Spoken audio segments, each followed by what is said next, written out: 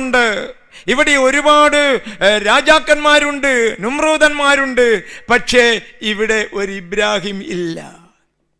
ശരിയല്ലേ?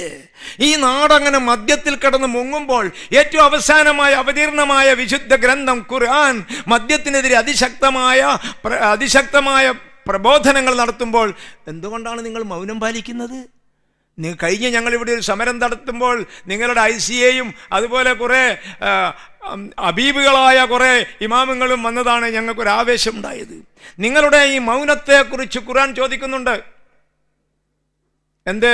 സ്ത്രീകളുടെയും കുഞ്ഞുങ്ങളുടെയും രക്ഷയ്ക്ക് വേണ്ടി യുദ്ധം ചെയ്യാത്തതിന് നിങ്ങൾക്ക് എന്തുണ്ട് ന്യായം പറയാൻ? അല്ലേ?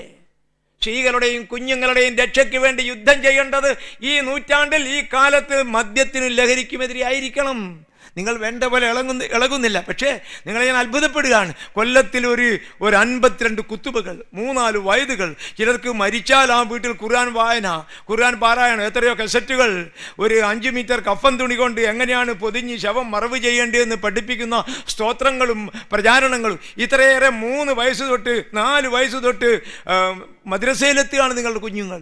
ഇത്രയും ഭാഗ്യം ലഭിച്ച ആളുകൾ എന്തുകൊണ്ടാണ് ഈ മഹാതിന്മയ്ക്കെതിരെ മൗനം പാലിക്കുന്നത്? നിങ്ങൾ പറയും ഞങ്ങൾ മൗനം പാലിക്കുന്നില്ല. നന്മ കൽപ്പിക്കുക, തിന്മ വിരോധിക്കുക.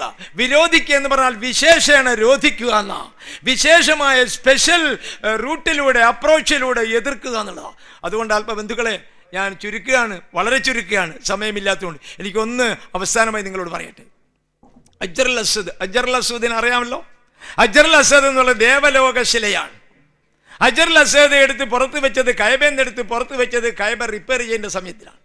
അങ്ങനെ കഅബയുടെ റിപ്പയർ എല്ലാം കഴിഞ്ഞു. അജറുൽ അസ്വദ് എടുത്ത് കഅബയിൽ വെച്ചാലേ ആ പുണ്യക്ഷേത്രം പൂർണ്ണമായി പുണ്യമാവുകയുള്ളൂ. അങ്ങനെ ആരാണ് ഇതെടുക്കുക? അത് കുറേ ആളുകളൊക്കെ മത്സരിക്കുകയാണ്. അന്നത്തെ ഖുറൈശികൾ മത്സരിക്കുന്നു, നിരീശ്വരവാദികൾ മത്സരിക്കുന്നു. എല്ലാവരും പറയുന്നു ഞാൻ പിടിക്കാം.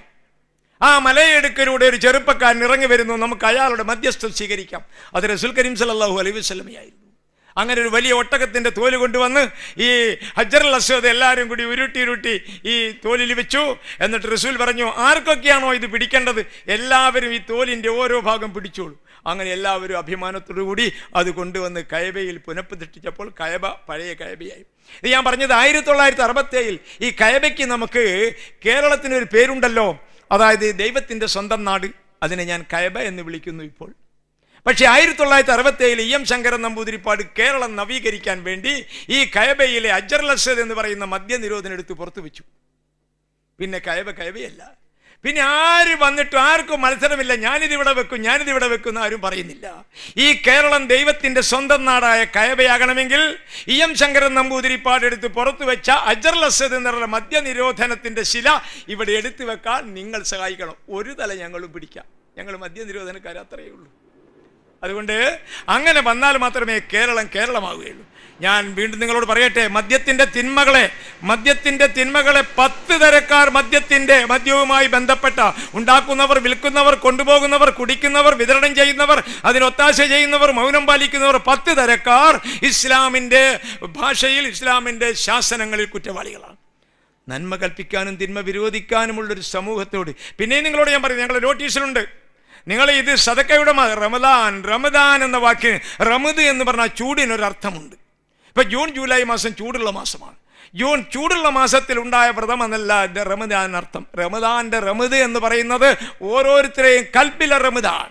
സമൂഹത്തിൻ്റെ നാശം കണ്ടുണ്ടാകുന്ന ദുഃഖം, സ്വന്തം സഹോദരങ്ങൾ നശിക്കുന്നതിനുള്ള ദുഃഖം, ലോകത്തിൻ്റെ വേദന അനുഭവിക്കുന്നതിനുള്ള ദുഃഖം, നന്മ ചെയ്യാൻ കഴിയാത്തതിനുള്ള ദുഃഖം, ആ റമദ് അനുഭവിക്കുകയാണ് നമ്മുടെ കൽബ്. ഈ റമദ് ചൂട് അനുഭവിക്കുന്ന അവസ്ഥയാണ് തപിക്കലാണ് താപം, അതാണ് തപസ്.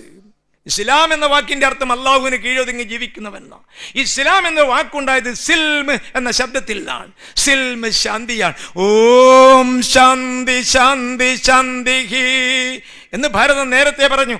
ആ ശാന്തിയാണ് സിൽമ്, അതാണ് സലാം എന്ന് പറയുന്നത്. ആ സിൽമാണ് ക്രിസ്ത്യാനിയുടെ ശാലു. നമ്മളൊരു വ്യത്യാസമില്ലെന്ന് ആദ്യം മനസ്സിലാക്കുക. വെറും മദ്യനിരോധനം കൊണ്ടൊന്നും രാജ്യം രക്ഷപ്പെടാൻ പോകുന്നില്ല. നമ്മൾ ഒന്നാണ്, ഏകമാണ്. ഒരു സമുദായത്തിലെ മുസ്ലിങ്ങൾക്ക് മനസ്സിലാകുന്ന വേറൊരു വാക്ക് പറയാം ഞാൻ, ആനന്നാസുമ്മത്തും വാഹിദ. അതാണ് ആത്മബന്ധു എന്ന് ഞാൻ വിളിക്കുന്നത്. ആ ആത്മബന്ധുതാ ബോധം കൊണ്ടാണ്. ഇതേ ഞാനൊരു ബന്ധമുണ്ട് പറയാൻ നേരമില്ലാഞ്ഞിട്ടാ. ഇവിടെ മാലിക് ദീനാർ കേരളത്തിൽ വന്നപ്പോൾ മുസ്ലിം പെണ്ണുങ്ങളെ കൊണ്ടുവന്നിരുന്നില്ല. പിന്നെ എങ്ങനെ ഇവിടെ മുസ്ലിം മക്കളുണ്ടായി? അന്നത്തെ 10-60 തലമുറകൾ അന്നുള്ള എൻ്റെ വലിയമ്മയുടെ അനിയത്തിയോ ഏടുത്തിയാണ് അന്നത്തെ മുസ്ലിങ്ങളുടെ ഭാര്യയായത്. അതുകൊണ്ട് നിങ്ങളും ഞാനും ഇദ്ദേഹവും ഞാനും ഏടുത്തി അനിയത്തി അമ്മ മക്കളാണ്. അതുകൊണ്ട് ആത്മബന്ധു എന്ന് വിളിക്കുന്നത്. ഈ അച്ഛൻ്റെ പാർട്ടി സെന്റ് തോമസ് കേരളത്തിൽ വരുമ്പോൾ പെണ്ണുങ്ങളെ കൊണ്ടുവന്നില്ല. അന്ന് ഇവിടെ ഉണ്ടായിരുന്ന പെണ്ണുങ്ങളിലാണ് കുഞ്ഞുങ്ങളുണ്ടായത്. അതുകൊണ്ട് അച്ഛനും ഞാനും ഏടുത്തി അനിയത്തി അമ്മ മക്കളാണ്. അതാണ് ആത്മബന്ധം. ആ ബോധം നമുക്കുണ്ടായിരിക്കുമ്പോഴാണ് ഒരാൾ ഖുർആന്റെ അനുയായിയാകുന്നത്, ഒരാൾ ഗീതയുടെ അനുയായിയാകുന്നത്, ഒരാൾ ബൈബിളിൻ്റെ അനുയായിയാകുന്നത്. സമയം ദീർഘിക്കുകയാണ്. എൻ്റെ സ്നേഹിതൻ മുജാഹിദിൻ്റെ പ്രസംഗം നിങ്ങൾ കാത്തിരിക്കുകയാണ്. നിങ്ങളോട് പറയാനുള്ളത്, ഈ ICA ഇസ്ലാമിക് കൾച്ചറൽ അസോസിയേഷൻ അമീർ ഇവിടെ ഉണ്ട്. ഇസ്ലാമിക് കൾച്ചറൽ എന്നുള്ള പേര് നിലനിർത്തുമ്പോൾ നാം തിന്മയെ ചെറുക്കേണ്ടിയിരിക്കുന്നു. നിങ്ങൾ ICA മാത്രം 100 പേർ ഒരു ദിവസം ഞങ്ങളുടെ സത്യാഗ്രഹ പന്തലിൻ്റെ അടുത്ത് വന്നൊരു മുദ്രാവാക്യം വിളിച്ചാൽ ഗവൺമെൻറ് ചിന്തിക്കും. അപ്പോൾ ക്രിസ്ത്യൻ സമൂഹം വരും, ഹിന്ദുക്കൾ വരും.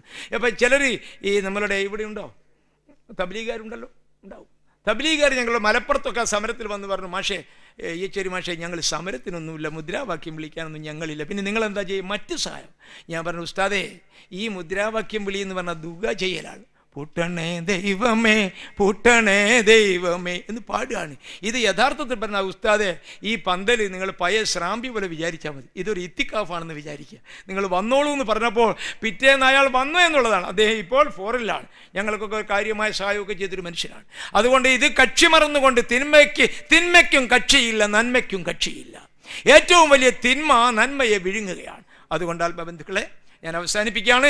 തിരുവനന്തപുരത്ത് ഞങ്ങളുടെ ആ പന്തലിൽ ഞങ്ങളുടെ ഇത്തിക്കാഫിന് നിങ്ങൾ വരണം. നിങ്ങളുടെ ഖുർആൻ പറയുന്നു ജിഹാദിൽ ഇടപെടുന്നവർക്ക് സക്കാത്തിന് അർഹതയുണ്ടെന്ന്. നിങ്ങളെ ഓശാരത്തിനൊന്നും തരണ്ട, ഞങ്ങൾ ജിഹാദിൽ ഇടപെടുകയാണ്. ആ സക്കാത്ത് ഒരു ഇൽമിൻ്റെ വികസനത്തിനുള്ള ഒരു സദക്കയായി നിങ്ങൾ കാണണം. ഞാൻ നോട്ടീസിൽ എഴുതിയിട്ടുണ്ട്. ഞങ്ങൾക്ക് പണമൊന്നുമില്ല, ഞങ്ങൾ പാവപ്പെട്ട ആളുകളാണ്. 953 ദിവസം മലപ്പുറം സമരം നടത്തി ഞങ്ങൾ പിടച്ചു പോയതാണ്. ഇപ്പോഴും ഞങ്ങൾ ദൈവത്തെ അള്ളാഹുവിനെ നിയ്യത്താക്കിക്കൊണ്ട് ഭഗവാൻ കൃഷ്ണൻ അർജുനോട് പറഞ്ഞു, മാ മനുസ്മര യുദ്ധ്യജ.